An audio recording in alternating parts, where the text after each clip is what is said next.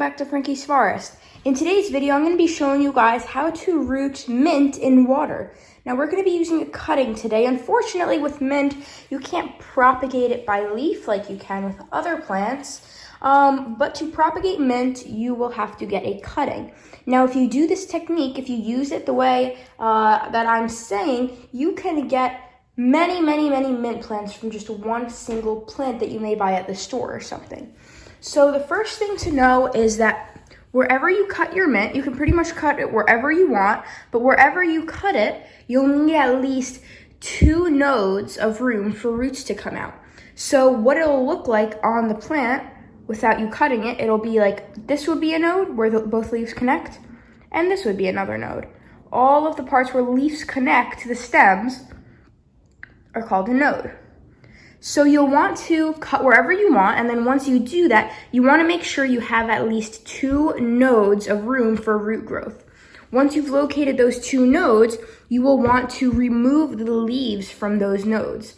Whether it's 1 leaf or 2 leaves on each node, it really doesn't matter. It just matters that you have a node. Now I've had this plant in water for a little bit, and there are a couple of roots starting to come out, which is excellent. And so you'll see this is how they'll come out. They'll come out of the nodes. That's why it's so important to have 2, because if one rots, you'll at least have another one to produce roots.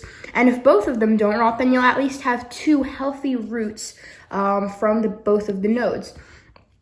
So once you've cut it, you want to make sure you don't have too many leaves. If your plant is really tall, this one isn't that tall considering what I'm putting it in, but you don't want it to be too tall because then it'll focus its energy on the leaves as well as the new leaves coming out rather than producing roots. So I had this in water for a little while, about a week, and it just started producing roots.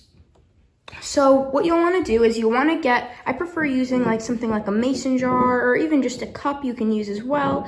It doesn't matter, it could be plastic even. It can even be, a little container or something. Anything that can hold water. So then you will want to put your mint in the water, making sure that the water is covering both the nodes. So there's a node there, and there's a node there, and they're both covered by water. Now you don't want, as you can see, I only have a little bit of water on top, and the reason why you do that is because you don't want to have the risk of rotting where roots aren't going to come out. So you only want to put water up to where the roots are going to come out. Now once you've done this, you'll want to keep it in some nice light, but not too bright, because then algae could grow inside of the jar or whatever you're using to contain the water. And once algae grows, it's kind of difficult to remove it, especially from a plant. And if your plant has roots, the algae can damage the roots, and you can't really take the algae off of the roots themselves.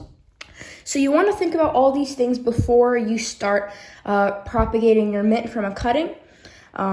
So once you do that, in about a week or 2, you'll have some roots coming out. And let's take this root for example here.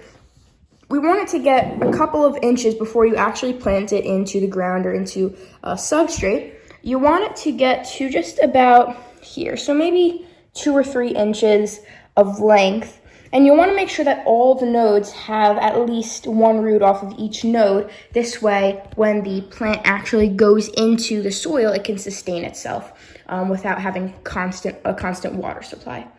So guys, if you enjoyed this video, please remember to give it a thumbs up as well as subscribe for more videos like this. Also, please remember to share this video with any friends or family who you think will find it helpful.